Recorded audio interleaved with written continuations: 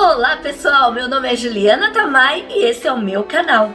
Nós vamos falar nos próximos vídeos sobre uma série de heróis que estão elencados no livro de Hebreus da Bíblia. São heróis da vida real e heróis que podem trazer muitos exemplos pra gente, mas o primeiro herói que eu escolhi pra gente falar é recheado de polêmicas. Se você gosta de histórias aí que envolve guerra, que envolve gangue, que envolve filho bastardo, que envolve uma série de coisas, inclusive língua presa, então você precisa assistir esse vídeo. Então me curte aí e vamos falar um pouquinho sobre Jefité.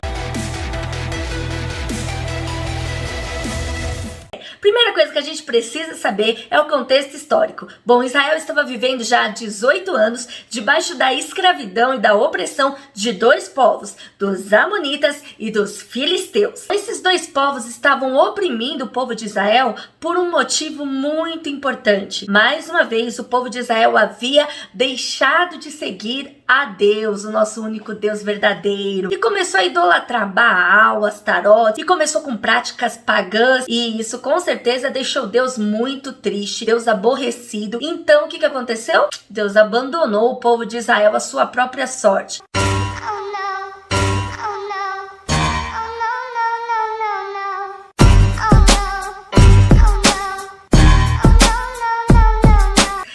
Dois povos estavam oprimindo o povo de Israel, que já morava há 300 anos em Esbom e Aroer, assim como nas terras vizinhas e em todas as outras cidades às margens do rio Arnon. O que acontece é que os amonitas queriam tomar essas terras do povo de Israel. E é aí que entra o nosso herói Jefité.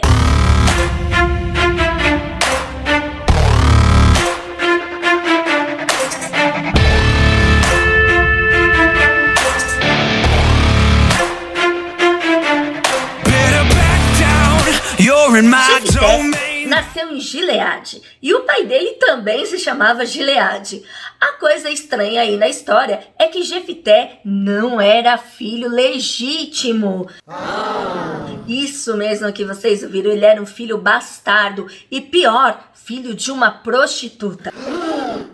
Quando o pai dele morreu, os irmãos de Jefité, que eram filhos legítimos do casamento de Gileade, expulsaram Jefité de suas terras porque não queriam dividir a herança com o filho bastardo do pai deles. Jefité foi morar então em Tobi. Quando Jefité foi morar em Tobi, alguns homens chamados pela Bíblia de ordinários, que eram homens que viviam à margem da sociedade, começaram a seguir Jefité e eles formaram uma espécie de gangue. Bom, o caso é que Jefité, morando lá em Tobi, recebeu uma visita inesperada. Os chefes de Gileade foram visitar o Jefité para lhe fazer um pedido. Queriam que ele agora se tornasse chefe de todo o povo na guerra contra os amonitas que estavam tentando tomar as terras que pertenciam a Israel já há 300 anos. Ao receber essa visita, Jefité os indagou: como é que vocês, que me odeiam tanto, agora vêm pedir para eu ajudar vocês nessa batalha? Mas eles insistiram, dizendo que precisavam de Jefité como comandante dos exércitos de Israel para lutar contra os amonitas. Bom, Jefité, que não era bobo nem nada, fez um acordo com eles e disse que se Deus lhe desse a vitória contra os amonitas, ele não seria apenas chefe do povo nessa guerra, como seria também chefe de toda Israel enquanto ele vivesse. E tendo Deus como testemunha, os chefes de Gileade aceitaram essa condição de Jefité, dizendo que se ele obtivesse a vitória dada por Deus, então ele seria governador do povo de Israel. Lá em Mispa, ele fez todos os chefes de Gileade jurarem perante o Senhor que assim seria feito, e vamos ver o que aconteceu. Vamos falar agora sobre a guerra contra os amonitas. Como será que isso se deu? Será que Jefité já catou as armas, já foi lá destruindo todo mundo, acabando com todo mundo, brigando sem antes conversar? Não, é claro que não. Primeiro mandou um recado ali para os amonitas para tentar uma diplomacia para resolver primeiro o problema na conversa. Primeira coisa que o Jefité perguntou: o que vocês têm contra mim? Por que invadiram meu país? E a resposta do rei dos amonitas foi: quando os israelitas saíram do Egito, tomaram a minha terra, desde o rio Arnon até os rios Jaboque e Jordão. Agora, sem luta, vocês devem devolver a minha terra. Jefité começa a explicar para o rei amonita como tinha sido verdadeiramente a saída do povo de Israel até aquelas terras agora onde eles já estavam há 300 anos. Então ele explica que eles pediram passagem para o rei de Edom, que proibiu, que pediram passagem para o rei de Moabe, que proibiu. Ele continua explicando que Israel foi pelo deserto, rodeando Edom e Moabe, até a sua parte leste, do outro lado do rio Arnon. Acamparam ali, mas não atravessaram o rio porque fazia fronteira com Moabe e eles não queriam desobedecer o rei de Moabe, que havia proibido a entrada de Israel ali em suas terras. Os israelitas também pediram a Seom, o rei de Esbom, para passarem por ali. E o rei também proibiu a passagem dos israelitas. Mas o problema não estava na proibição, porque antes eles já tinham tido uma negativa de Moabe e de Edom. O problema é que o rei Seom, o rei de Esbom, pegou todo o seu exército e acampou em Jaza para poder então atacar o povo de Israel. Mas Deus fez com que o povo de Israel derrotasse todo o exército do rei Seom de Esbom.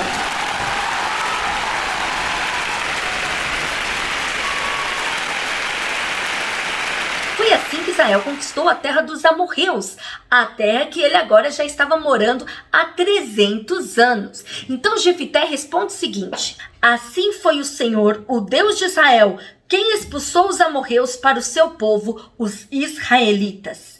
E agora, vocês querem tomar a terra de volta?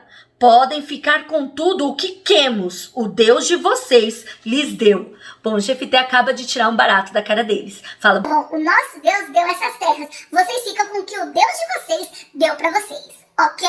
E ele continua dizendo assim: mas nós vamos ficar com tudo que o nosso Deus conquistou para nós. Uma coisa que me chamou muita atenção é a maneira como Jefité sempre se expressa e o que prova por que ele é um dos heróis da fé. Porque Jefité sabia que toda vitória que ele iria ter e toda vitória que Israel já havia tido é porque Deus havia concedido. Então nunca era pela força humana, mas sempre pela permissão e pelo poder de Deus. Jefité fala assim: olha, gente, eu não tô entendendo qual que é a intenção de vocês. Nós moramos nessas terras já há 300 anos. Por que cargas d'água agora decidiram reclamar essas terras para vocês de volta? Não tô entendendo isso. Por que vocês não pediram antes? Essa terra era dos amorreus. Vocês são amonitas. Se antes essa terra pertencia a vocês, pra gente isso não importa. Vocês deveriam ter reclamado dessa terra antes. Agora ela é nossa. Mas vamos fazer o seguinte: vamos deixar que Deus seja juiz entre nós e vocês. Acontece que o rei amonita não deu ouvidos para Jefité e não quis saber e não acabou com essa bagunça. A Bíblia fala que o Espírito de Deus tomou a Jefité. O Espírito de Deus tomou a Jefité. E o Espírito de Deus tomou a Jefité. E agora todas as coisas que Jefité ia fazer era através do Espírito de Deus e pela força do Espírito de Deus. É por isso que ele é um dos heróis da fé, porque o cara não era poderoso nele mesmo. Ele podia ser um soldado corajoso, um soldado valente, um cara guerreiro, um cara que venceu todas as circunstâncias desfavoráveis de sua infância, de seu nascimento. Não importa. O que importava era o poder de Deus sobre a vida de Jefté. Ele reportava todas estas vitórias a Deus. Agora, Jefité vai fazer uma coisa que entre os teólogos e estudiosos dá bastante controvérsia, tem muitas interpretações, muitos entendimentos, né? E as pessoas discutem muito a esse respeito. É que Jefité fez um voto para com Deus, um voto muito interessante, por assim dizer. Ele diz que se Deus der totalmente a vitória nas mãos dele, quando ele estivesse levando o povo de Israel na luta contra os amonitas, ele ofereceria em holocausto a primeira coisa, a primeira pessoa que saísse da porta da casa dele. Deus realmente deu a vitória para o povo de Israel e eles acabaram com os amonitas pelo poder do Espírito de Deus. E aí Jefité voltou para casa, todo feliz, todo contente. E quando ele chega, quem é a primeira pessoa que vai receber Jefté? A única filha que ele tinha. A Bíblia não diz o nome dela, mas diz que ela era a única filha que ele tinha. Ele não tinha nem filhos, nem outras filhas. Só tinha ela. E ela sai tocando pandeiros alegre para receber o paizinho que tinha sido vitorioso pelo nome do Senhor. Mas olha só, ela era a primeira pessoa que tinha vindo ao encontro dele, a pessoa que ele tinha prometido a Deus para entregar em holocausto ao Senhor. Agora o negócio pesou. Jefté fala para sua filha que agora ela é um dos motivos para fazer o coração dele ficar pesado, ficar triste. Ele agora ia ter que entregá-la em holocausto ao Senhor. O que era esse holocausto? Essa é a grande discussão. Será que era um sacrifício humano? Será que Jefté ia colocá-la sobre um altar, sobre uma pedra, chamar um sacerdote, queimá-la em sacrifício a Deus? Primeira coisa que a gente precisa ver aí. Deus já tinha falado que ele não era a favor de sacrifícios humanos, principalmente e inclusive de filhos e filhas. Jefté com certeza sabia disso, porque Israel estava agora passando por um momento de reforma. Todas as vezes que entra um novo juiz, há uma reforma espiritual no povo de Israel. Isso aconteceu com todos os juízes. Então eu creio que com Jefté, o povo de Israel também estava passando por uma reforma, e é esperado que Jefté soubesse que Deus não aceitava sacrifícios humanos. Há uma controvérsia. Tem gente que fala que Jefté se precipitou e realmente sacrificou sua filha a Deus, e tem gente que fala que não. Quando ele disse isso, ele estava dizendo que ia dedicar a vida da filha dele a Deus. Quer dizer que ela não seria de nenhum homem, ela não teria uma vida para ela mesma, mas uma vida dedicada apenas aos serviços de Deus. A gente pode ver algumas coisas aqui interessantes. Primeira coisa que a gente pode ver é que o Espírito de Deus havia dominado Jefté. Acho difícil acreditar que alguém dominado pelo Espírito de Deus pudesse fazer algo contrário à vontade de Deus, como um sacrifício humano, por exemplo. Outra coisa é que Jefté conhecia as Escrituras, como eu já disse antes. Então, ele sabia que Deus não ia se agradar desse tipo de oferta. Outra coisa interessante é que Jefté, ele é chamado de herói da fé lá em Hebreus. Não são todos os juízes que são citados pelo nome. Jefté é um dos que é citado pelo nome. E também, no primeiro livro de Samuel, Samuel fala de Jefté como sendo um dos salvadores do povo de Israel. Então é difícil entender que um salvador do povo de Israel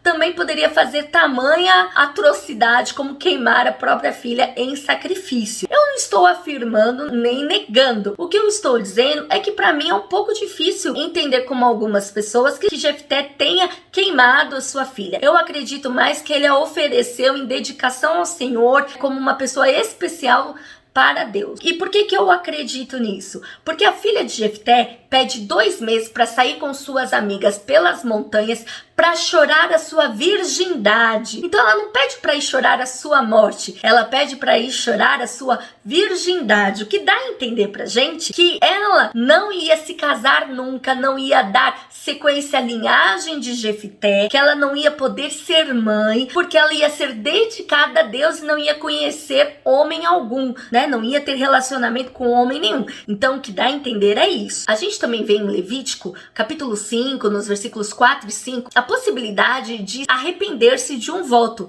impensado. O que acontece é que a filha de Jefté, quando fica sabendo do voto do seu pai, ela tranquiliza o coração dele e diz assim: pai, faz exatamente aquilo que o Senhor votou a Deus, porque Deus nos deu a vitória, então cumpra com o seu voto, eu vou cumprir com o voto que o Senhor fez. E a única coisa que ela pede é para sair durante esses 2 meses com as amigas pelas montanhas para chorar a sua virgindade. E aí você pensa que acabou. Não acabou por aí, tem mais polêmica, minha gente. E agora tem uma história muito engraçada, eu acho super interessante, que é sobre língua presa. Essa língua presa causou a morte de 42 mil efraimitas.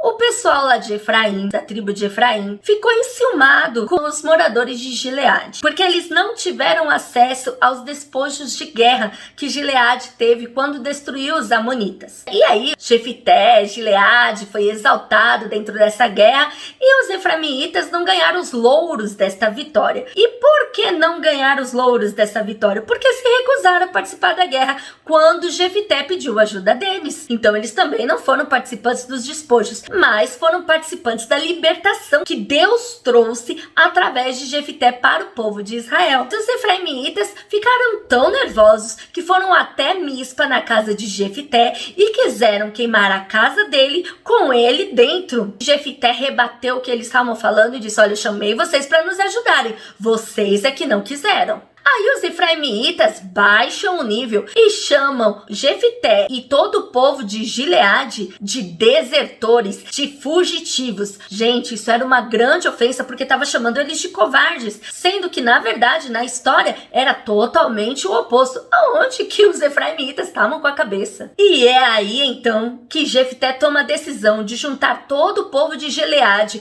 para lutar contra os efraimitas, que era de se esperar, perderam.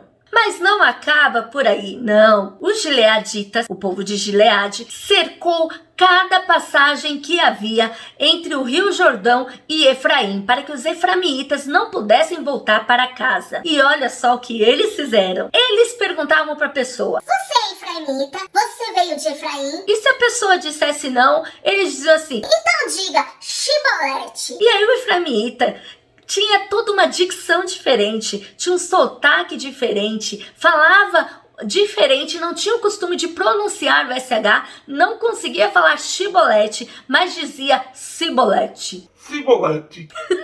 Com a língua presa. Sibolete. E aí o que acontecia? Vral! Os gileaditas matavam os efraimitas e nisso morreram 42 mil fugitivos de Efraim. Jefité com certeza tem uma das histórias mais polêmicas da Bíblia, que começa desde a sua concepção até o final da sua vida. Mas apesar de todas essas polêmicas, o que eu quero ressaltar é que em todo tempo Jefité afirmava e dizia que a vitória só podia vir do Senhor Deus. E é por isso que ele é um dos heróis da fé, porque ele nunca achou que era pela força dele, pela valentia dele, pelo tamanho do seu exército, qualquer outra situação. Sempre ele soube, ele declarou que a vitória só poderia vir de Deus. E é por isso que ele é um dos heróis da fé. Ele viveu uma vida acreditando no poder do Deus dos exércitos, o Senhor dos senhores, que é o nosso Deus.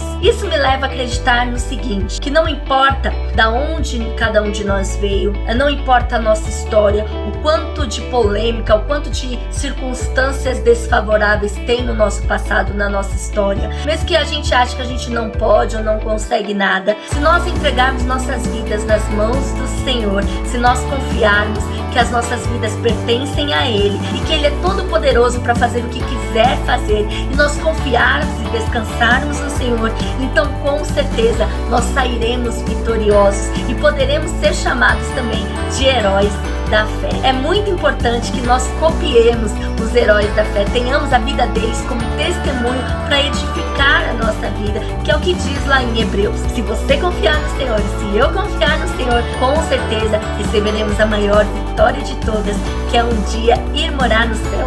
Vejo você no próximo vídeo nessa série dos heróis da fé. Qual será o herói que a gente vai falar? Fica pra próxima!